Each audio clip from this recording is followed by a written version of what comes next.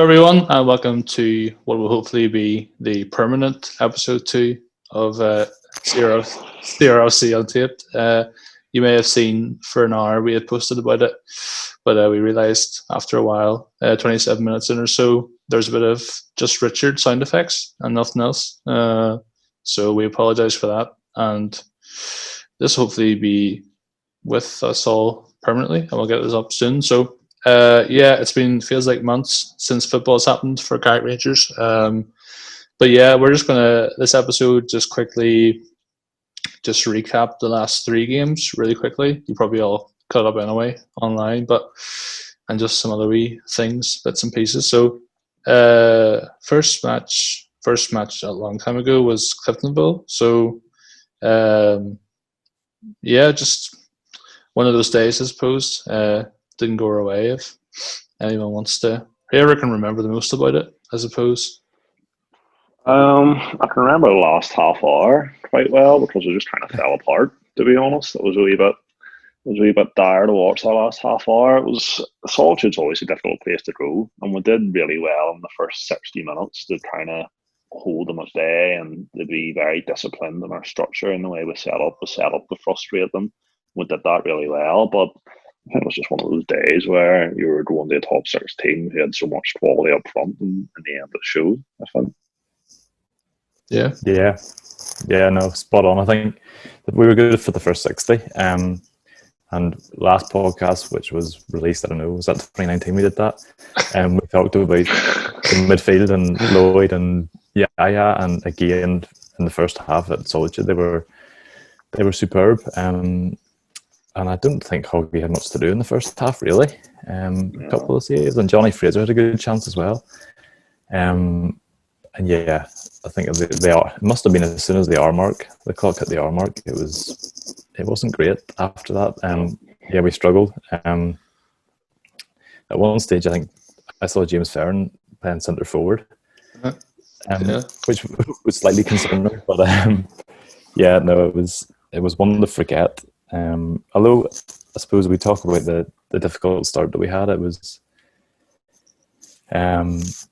3 games against 3 tough oppositions, so probably what the press and what other people would have expected us to not pick up anything, but slightly disappointing in the end the way it finished. Yeah.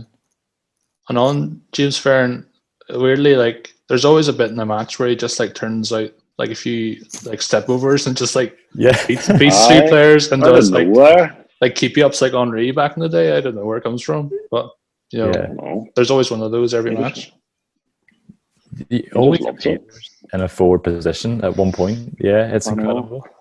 With all this lack of football as well, I was watching like an old uncut. This is just random. I was watching an old uncut last year when we beat Glenavon 6-2, and there's just this random clip of James Ferrin like dispossessing the ball and then nutmegging Gary Hamilton and like running off. You're just like, where does he get that from? Sometimes, no. Sorry, that just popped in my head. Where do you reckon he played in his youth career? He couldn't have been a centre half. Maybe in the midfield, possibly. Yeah. Well, that sort of still. Probably Cam. That's a question for him. Could be. Yeah, we Cam. talk about CR5 and obviously the initials linked to Cristiano Ronaldo, but I think like CR was 15, CR15. Some of the moves he pulls off in midfield, you think he's Ronaldo, but no. It's good fun. Not for now, maybe, but at times for us, it's good entertainment. And then our next game was at home to Dungannon. I have no clue what date that was. I just know that's who we played next. That was a 0-0. Who wants to chat about that quickly? I would say that was quite a scrappy game. We were coming into it, hadn't got any points yet. Dungannon came into it, hadn't scored any goals yet. There was 2 sides who I think went into it and saw it as like a must not lose sort of game because it was so early in the season and both sides had a kind of tough start. So I think in the end it was a good point for us to take at home because Dungannon are a decent side and a side we'll be competing against this season. So I don't think there's really much I can even remember to say about the game or what happened, but it was an even game, and I think the point was fair and something that we obviously then built on. Do you remember who had the best chance of it was in the second half? Who was closest to scoring for us? Yeah, was it? Big James Farron. That's who it was. Correct. Yeah. I remember that now. Well, Big Yaya had one in the first half where he skipped past did. a few players, and then we'll call him James Farron from now on. I think that's probably his best nickname. What happened? I think he had one cleared off the line in the second half, wasn't it? I think he just kind of didn't stuff it off his shin or something. He didn't really toss it right and it's cleared. I think if he'd hit it right, or even if he'd hit it really wrongly, he probably would have scored. But I don't know how he managed to. I think that the ball was like going away from him, and then he couldn't get any power on it. So. Yeah, but I would have said that was our best chance. And then who did Stephen Gordon come on that day, didn't he, for his first appearance? Yeah, Stephen Gordon came on and played. I think it was. I can't remember the way of it. I think Daniel went off and Liam McKenna came in the midfield to make his debut as well, and then Stephen Gordon slotted into defence, into the back three. Yeah, and for a man who's a midfielder, looked pretty good, didn't he? Yeah, he looked solid. He was very solid. He didn't put a foot wrong, which you're kind of, when you're bringing a centre midfielder on and into the defence, you're maybe a wee bit worried about what could happen, but he held his own, and Liam McKenna as well, who came on, looked very sharp and tidy as well in the midfield. Yeah, no, I think spot on. I can't think of anything else really, other than it was a clean sheet and we got a point, which was quite nice. Yeah, I think that rounds that one off nicely. Yeah, and then our most recent game, Portadown at home, which was a 4-1 victory. So I think we'll probably have a bit more clearer memories of that one. So that was a good night, I think. Everyone seemed still feels like it was about 10 years away. Yeah. 10 years ago. But yeah, 4-1 win. First one of the season. First goals from open play of the season. I don't know. What do you say, Richard? Like, I suppose the main thing everyone's going to remember is Michael Smith's hat-trick and his third goal, the fourth goal for us. Yeah, what a goal too. I don't think it featured on Soccer AM. I think I know Andy, who's on the media team also, but not on the podcast. I think he did email them.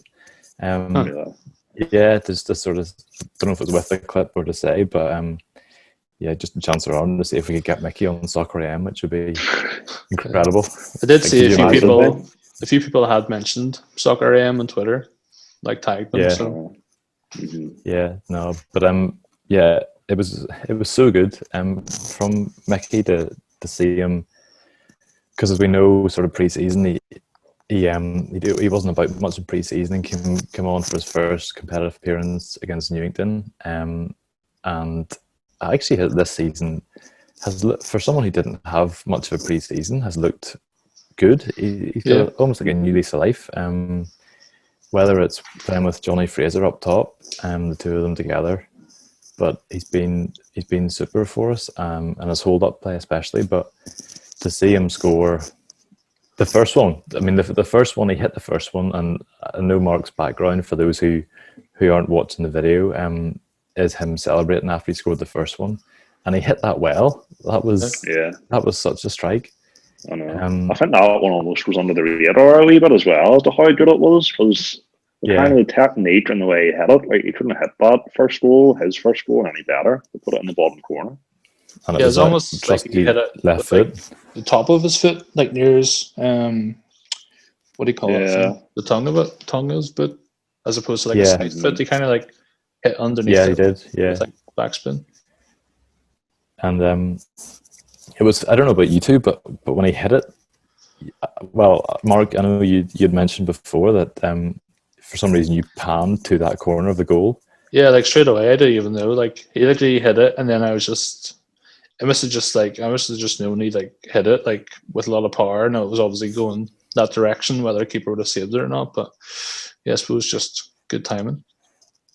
Yeah, when he hit it, you just thought, "Ooh, that's going in." It just looked like one of those ones which you just thought the keeper's not saving that if that's on target. The kind of way out and the power and whatnot.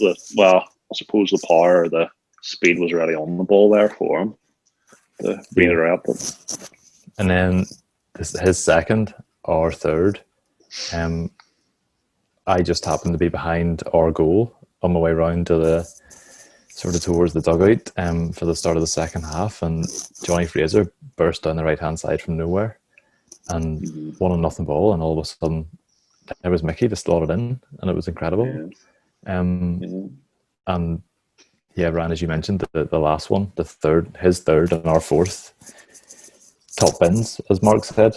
I have nothing else to add. How good was it? You can't really put it into words how you can put it that perfectly into the top corner. You know, the fact that it actually came out and the keeper caught it and tried to play on and chances on it as well. Yeah, true. You didn't mention that, but it was absolutely ridiculous. You were just kind of, I don't know about you, I was just kind of astounded for a minute that actually happened.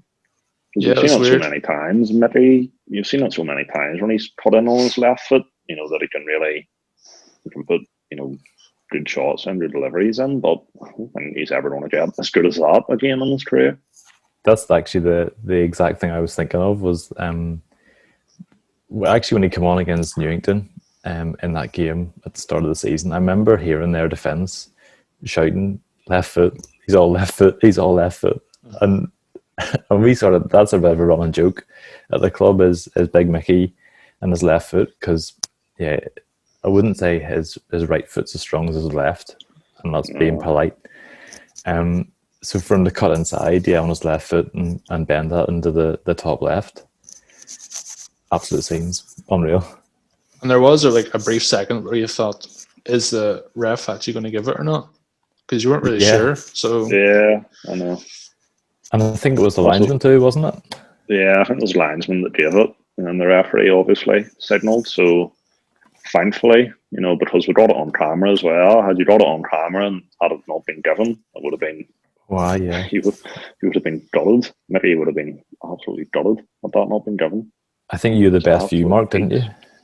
Yeah, was just lucky to get quite close to the goal, round at the back there, and yeah, there was a brief second where I thought, "Oh crap, this is going straight for my lens," and I think I put my hand on the lens to pull it back if it did come close to me, but thankfully it did. There was a few other close calls that night as well in the first half, so I was living dangerously. Oh yes, there was a header, wasn't there? Yeah, and I think Lloyd hit a left foot half volley, that would hit right in front of the wall, but no, it was a good angle to get Mickey's goal from, and it got plenty of attention online, so that was good. Yeah, no, it was good. It was good 3 points. So I think it was nice to get a win and not be sitting at the bottom of the table without a win. The first one's always good. Yeah. So, And last recording performance as well. Yeah, so I was just going to say, last recording we did touch on kind of Johnny Fraser and Yaya were kind of the two main performances, I suppose, that stood out the most. And we talked a bit about Johnny's work rate, and I think the whole team really, from the first minute, you could see the work rate was 100%. So it's good to see. Yeah, I suppose we forgot about Big Yaya because we haven't really mentioned him. He was, I think, in Niall's interview, which you might hear soon, he talked about the role of Yaya during the full game, and 10 minutes in, I think we just conceded, and Niall was yelling, get the ball Yaya, because there's no one picking him up in midfield, and when we did, from that moment on, he was pulling strings. Everywhere you looked, he was there, and the amount of photos he appeared in on the night that I had taken, just with the ball at his feet, it was a really good performance from him. Good to see. Well, yeah, as Niall said in that interview, the way they set up was to kind of keep the two wing backs, further back, and the two holding midfielders further back as well, to really mark down, port it down, and then free up Yaya to play in that kind of role. And it really did make a big difference in the night, the way he linked up with Mickey and with Johnny Fraser and with Lloyd, who pushed on at times as well. He's been a revelation in the midfield. Cliffy Adams refers to him as like watching the Matrix. He's like in 100 places at once almost. Things he does with the ball. So Yaya's been a really important player for us so far this season, even though he only came in pre-season. Yeah, and we've touched just on Johnny Fraser too, and that was definitely his best performance in the Gers shirt since he joined. Towards the end of the transfer window, I thought he was unreal, and his pace too. And we know we've got Alex Gawn too in the squad, who has had a couple of niggles just at the start of the season, but their pace going forward, that's definitely one thing we noticed whenever Sturdy left in the January window last year, was that bit of pace up front. I know Alex was there, but we didn't quite have that burst of pace that Sturdy gave us, and those two, I think Johnny and Alex, vying for that sort of position, and even together when they played against Linfield, that's good. That's promising for us going forward. So that's our great as well. Sorry, go ahead. No, don't worry. I thought that's our. I suppose that's our summary of all 3 games done now. Richard, there's a kind of new feature that you kind of want to explain, I think, to the listeners, watchers. So I think we when we posted the first podcast link back, I don't know, when was that? A month ago? Must be, yeah. Feels like a year ago. Yeah, I know. There were a couple of comments just on Facebook from people, and actually what amazed me was people listened. That was incredible to start off with. But there was a comment from Les McKee and also from Jamie Allen. So Les is based in Spain and Jamie Allen in Sydney, Australia. Both just they enjoyed listening to the first edition of the podcast, so hopefully the second one goes as well as the first. But yeah, we sort of had thought, I wonder how many other Carrick Rangers fans or people who are from Carrick and used to watch the Gers, way back, how many people are listening to us now around the world. So I suppose it's going to be called something like Away Days, and we'll see if you drop us a message. So if you comment we post the podcast, if you comment on that on Facebook or Twitter or Instagram, or else email social media at carrickrangers.co.uk, just with where you're listening, and we'll see how many we get.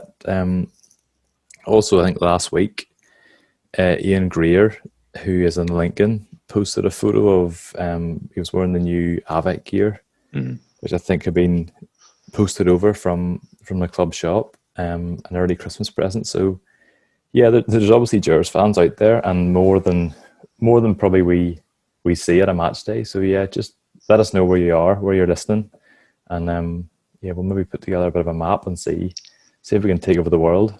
And on the club shop, even go ahead.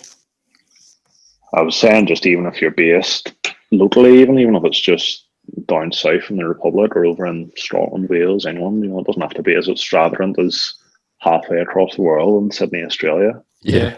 Just nice to hear from Carrick fans anywhere and everywhere. Definitely. So yeah, on the shop, Ryan, I think shirt sponsorships are still on, and there's some new wee items as well, I think, on sale at the minute. Yeah, I believe there are new snoods out, priced at £12, I think, which can double up as a face mask, which are obviously compulsory in your local Tesco, Asda, Sainsbury's, etc. So whenever you're in getting your milk, bread and butter, you may as well represent the mighty Gers. Exactly. You get those from the club shop at the ground. We usually post on social media when the club shop's opened, or you can also order them online for delivery for click and collect. And then on shirt sponsorship as well, that's available through the website. So if you go on to carrickrangers.co.uk and to the supporters tab, there should be an option for shirt sponsorship for all the squad, all the first team squad, basically, home and away shirts. Match worn. You can get your favourites before it's drawn. I think there's quite a few drawn already. So if you want to sponsor someone, you probably have to get in there quickly, because say the majority of them are probably drawn already. Yeah. Good Christmas present. Hint, hint. Yeah. Very good Christmas present. And Yaya got a good sponsorship, I think, didn't they, Richard? Yeah, the best. Well, I haven't looked in a couple of days now, but the best that I saw before when I did have a look, Donaghconey Carrick Rangers Supporters Club. So shout out to them. That was great. You're welcome anytime, lads. I assume they'll be back. Huh. They were there for the Portadown game and they absolutely loved it. From what I could see and hear anyway. Good. That's good. That's the main thing. So yeah, that's almost us done now. But I think hopefully now back to regular scheduled Danske Bank Premiership. We have Ballymena next away this Saturday. So yeah, we had a couple of weeks away now, and with 14 of the squad, we're self-isolating. Is that right? Yeah. 14, yeah. So that postponed a couple of matches there, but hope they're all doing well at the minute, and hopefully they're all ready to go for Saturday. But yeah, Ballymena next. I was only there for one Ballymena game last year, so any of the other two, were any of those two fixtures standouts last season? Any kind of thoughts? We're away to Ballymena this Saturday, aren't we? We're away. Yeah. Sorry, it's just I've been so out of the loop of football for so long. One thing that stood out last season is we went away to Ballymena twice and won twice. I think it was 2-0 and then 1-0 or something like that. Or 1-0 and 2-0. The 2-0 was on the day of was it a hurricane or there was some storm? Yeah. Yeah, I remember that day. That was rough. Kyle Cherry and Dan Kelly scored. Yeah.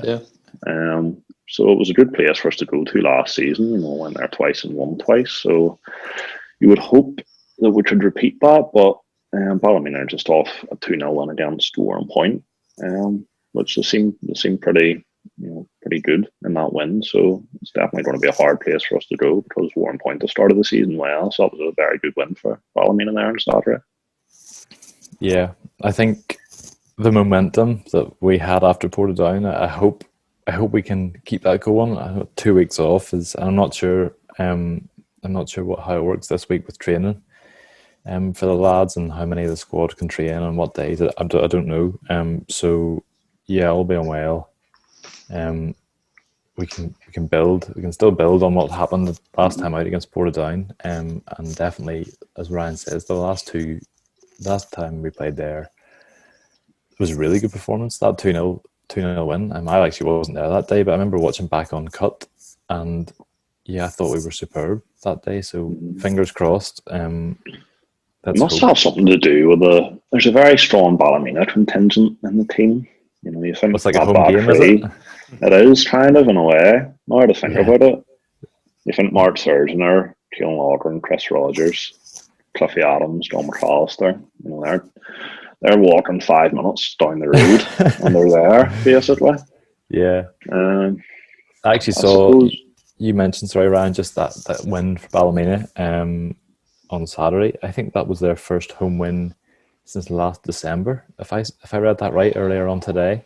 I think I've seen that. Obviously, of course, there was a massive gap of football. There wasn't any football there from March, but yeah, that's interesting going into next weekend to see what happens and how we do and how they are going as well. With a couple of new signings in their team too. So the only other thing I was going to add, just that obviously 2 weeks of isolation and no footballs, probably has been a bit dumping. It's been a bit horrible having nothing to go and do or see on your Saturday. But the only upside of it is probably the likes of Kyle Cherry and Alex Gaughan, who've been struggling a wee bit with injury at the start of the season. I think they're probably a lot closer to being good to go now. So yeah, that's a good point. I think obviously we might have some cobwebs to dust off in training this week for the 14s who've not really been too active in the last 2 weeks, haven't been isolating, but I think our squad as a whole is probably more or less now fully fit, fully available. Yeah, so that's a good point you make. Cool. Yeah, so I think that's everything we're wanting to cover today, isn't it? Pretty much. I want to say hi to Bobby Forbes. That's the only thing. Oh, yes. Hi, Bobby. I know he's listening. He doesn't. He likes to tell us he's working, but I know he's listening. He doesn't work. That's so too we funny. inside. That's a wee inside joke. Just if you Yeah. He might one day. Should we dangle the carrot here? One day he might appear on this podcast. One day, but it'll probably be after some of the players and management come on.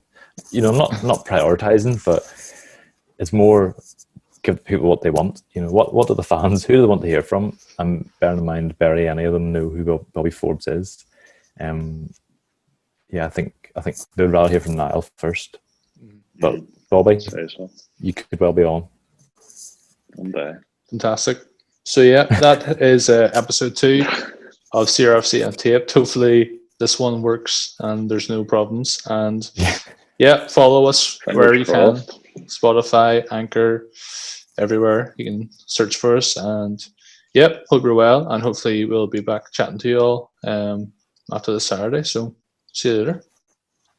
Cheers. See you later.